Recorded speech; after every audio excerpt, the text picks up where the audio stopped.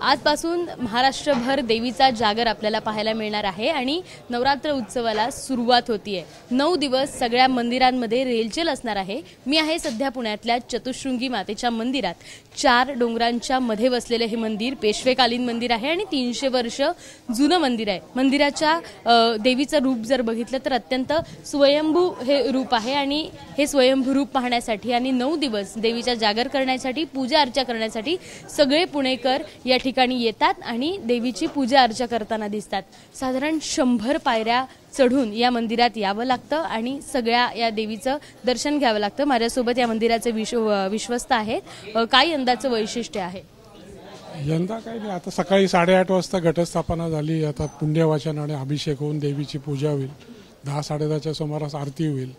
यावेळेला फक्त जीर्णोद्धाराचं काम चालू आहे। अजून जवळजवळ 60-70% काम कंप्लीट झालं आहे। त्यामुळे लोकांना दर्शनाची व्यवस्थित सोय झालेली आहे।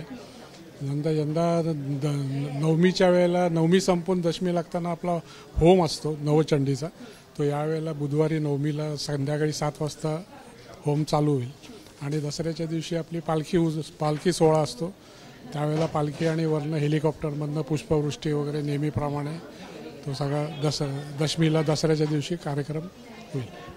पण जर मंदिराच्या देवीचा गाभारा बघितला तर संपूर्ण चांदीचा हा गाभारा आहे। चांदीचं त्याला छान दरवाजा करण्यात आला आहे आणि त्यासोबतच आपण उजवीकडे जर सभामंडप बघितलं तर या मंदिराचं काम वर्षभर सुरू होतं आणि हे सभामंडप देखील छान पद्धतीने आहे।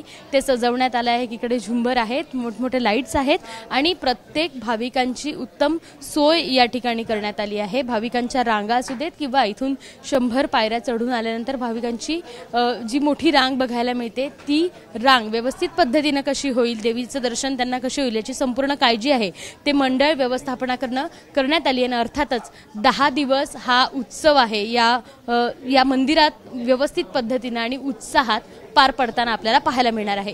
कॅमेरामन अमोल गवायसह शिवानी पांढरे, एबीपी माझा, पुणे। एबीपी माझा, उघडा डोळे बघा नीट।